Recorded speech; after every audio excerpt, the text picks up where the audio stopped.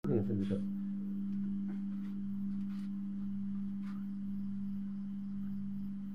সন্ধ্যা বন্ধুরা, কেমন আছেন আপনারা? সবাই নিশ্চয়ই ভালোই আছেন। আপনাদের ভালো থাকাই একান্ত কামনা। যাক বন্ধুরা, দুদিন বিরতির পর আবারও আপনাদের সামনে এসেছি নতুন একটি আপডেট নিয়ে।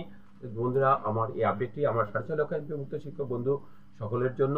তাই আমার এই চ্যানেলে শিক্ষার সর্বশেষ আপডেট পেতে সবার আগে আমার এই চ্যানেলটি সাবস্ক্রাইব করবেন এবং পাশাপাশি বেল নোটিফিকেশন আইকনটি প্রেস করে দিয়ে নতুন আপডেটগুলো পাওয়ার সুযোগ করে নেবেন। বন্ধুরা, কথা না বাড়িয়ে চলুন মূল কথা আসি। আপনারা সকলেই জানেন আর কয়দিন পরে আমাদের পবিত্র ঈদ উল ফিতর, কিন্তু অতীব দুঃখের বিষয় এখন পর্যন্ত ফেব্রুয়ারি মাসের বেতন পর্যন্ত আমাদের হাতে আসে নাই। আমরা এমপিও মডিউলে আমাদের ইএফপি মডিউলে আমাদের নামটি দেখেছি, সকলের পেমেন্ট দেখেছি, কিন্তু আমরা এখনো জানি না এই টাকাটি ব্যাংকে কবে ঢুকবে। কিন্তু একটি কথা এতদিন বুঝতে পারিনি, কিন্তু এখন পুরো বুঝে গেলাম যে সরকারি বেসরকারির মধ্যে অনেক বড় ব্যবধান আছে। যেটা অনেক বিষয় বোঝার পরে এই এফটি সিস্টেম আসার পরেও সেখানেও লক্ষ্য করলাম যে সরকারি এবং বেসরকারির মধ্যে অনেক ব্যবধান। প্রশ্ন করতে পারেন কি ব্যবধান? যে আমাদের সরকারি কর্মকর্তা কর্মচারীরা যখন ইএফটিতে বেতন পায়, তাদের বাংলাদেশ ব্যাংক থেকে ইএফটি একটি মেসেজ আসে, তারপরেই কিন্তু তাদের টাকাটি কিন্তু তাদের ব্যাংক অ্যাকাউন্টে চলে যায়, তারপর তারা টাকাটি তোলে। এটি আমরা দেখেছি। কিন্তু আমাদের এই এমপিওভুক্ত শিক্ষকদের বেলায় আমরা যেটা লক্ষ্য করেছি, আমরা যখন ইএফটি মডিউলে আমাদের নামটি দেখছি, দেখা ঠিক এক সপ্তাহ অধিক সময় চলে যায় আমাদের এই টাকাটি ব্যাংকে আসতে আসতে, অর্থাৎ আমাদের হাতে আসে ঠিক এক সপ্তাহ পর।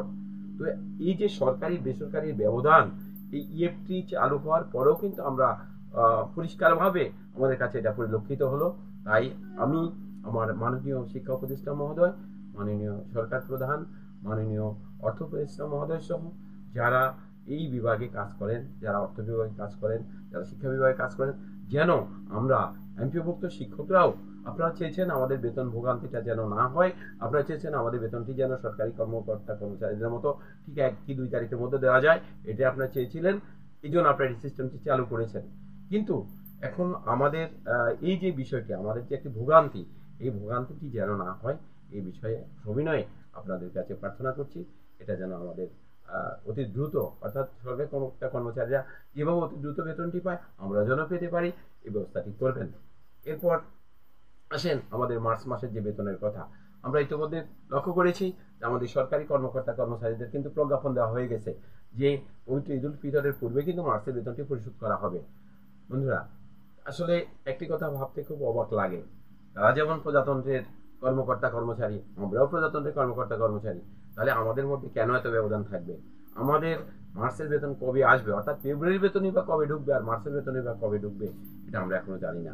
তাই আমার শিক্ষক বন্ধুরা যেন, আমরা সবাই যেন আসন্ন যে উৎসব আসছে, এই উৎসবে যেন আমাদের আনন্দটুকু আমাদের পরিবার পরিজনের সাথে আমরা সবার মাঝে ভাগ করে নিতে পারি। আমরা যারা আপনারা আজকে শতভাগ উৎসব বোনাস পাচ্ছেন, তারা যেভাবে এই আনন্দটুকু সকলের মাঝে আপনারা ভাগ করেন, আমরাও যেন এটা করতে পারি। মাননীয় সরকার প্রধান, মাননীয় শিক্ষা উপদেষ্টা মহোদয়, আপনারা আমাদের এই বিষয়টি একটু আপনারা লক্ষ্য রাখবেন।